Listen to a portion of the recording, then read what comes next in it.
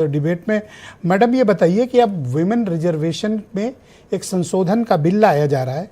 अगर ये पास हो जाता है तो 2027 से महिलाओं को 33% आरक्षण मिल जाएगा। अपोजिशन का ये कहना है कि 2026 की जनगणना ऑनगोइंग है, ये पूरी हो जाए, डेटा आ जाए तब कर लीजिएगा। आप क्या मानती हैं कि ये अभी तत्काल कर देना उचित है या फिर सबकी काउंटिंग हो जाए, एक डेटा आ जाए तब किया जाए?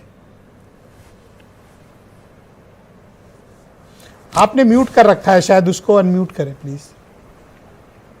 जी नहीं, यस प्लीज गो प्लीज। नहीं है, आप सुन पा रहे? यस बिल्कुल जी जी मैं ब्रजेश जी, मैं यही कह रही थी कि जब हम इस महिला अधिकार की बात करते हैं या फिर हम इस बिल की बात करते हैं, जब महिलाओं की राजनीति में रिप्रेजेंटेशन बढ़ाने की बात आती है, भारत में आधी आबादी महिलाओं को कहा जाता है, यानी कि 50% महिलाओं का रिप्रेजेंटेशन अभी भी सिर्फ संसद में या पूरी राजनीति में, भारतीय राजनीति में 14 से 15% के आसपास है। ये बहुत बड़ा इनजस्टिस है। आप इस इनजस्टिस को आगे बढ़ाते जा रहे हैं इस नाम पर कि अब ओबीसी, एससी, एसटी, इस तरह की महिलाओं को, उस तरह की महिलाओं को, जबकि हम जानते हैं कि अगर हम बराबरी के अधिकार की बात करते हैं, आर्टिकल 14 की बात करें तो राइट टू इक्वालिटी है बिफोर द लॉ, उसमें भी अगर आप आर्टिकल 15 की बात करते हैं तो जो राज्य है वो स्पेशल प्रोविजन बना सकते हैं महिलाओं के लिए, और वुमेन रिजर्वेशन जो है वो कॉन्स्टिट्यूशनली वैलिड है और जस्टिफाइड। उसमें भी अगर आप एससी, एसटी, ओबीसी लगाते हैं तो इसका मतलब साफ है कि आपका जो उद्देश्य और आपकी नियत है सिर्फ और सिर्फ आप भारतीय जनता पार्टी या फिर जो मोदी जी कोई बिल महिलाओं के उत्थान के लिए लाते हैं, आप सिर्फ उसमें रोड अटकाते हैं। आप लोगों ने तो बहुत समय पहले इस तरह के बिल आप लाए, लेकिन आप लोगों की नियत नहीं थी उसको ग्राउंड पर लाने की। अभी आप अनिला जी को बोल रहे थे कि 2024 में आप बन जाती, संसद पहुंच जाती, लेकिन तो आप तो अभी भी करेंगे भाई अभी 29 में भी ना जाइए, आप थोड़ा और इंतजार कीजिए।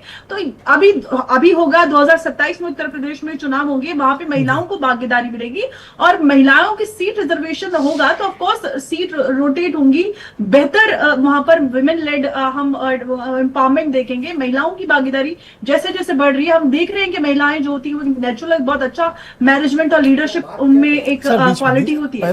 तो जिस तरह से चीजें बेहतर हो रही है, पंचायत में भी अपनी बारी में सर पहला राउंड में आप में संयम होना चाहिए सर। जी आप बोले, कंटिन्यू मैडम। एक विषय इस बात का आ रहा है कि अगर 2026 का डेटा आ जाता और सबकी गणना हो जाती, काउंटिंग हो जाती, तो हमारे पास जो अभी प्रेजेंट डेटा ऑफिशियली है वो 2011 का है।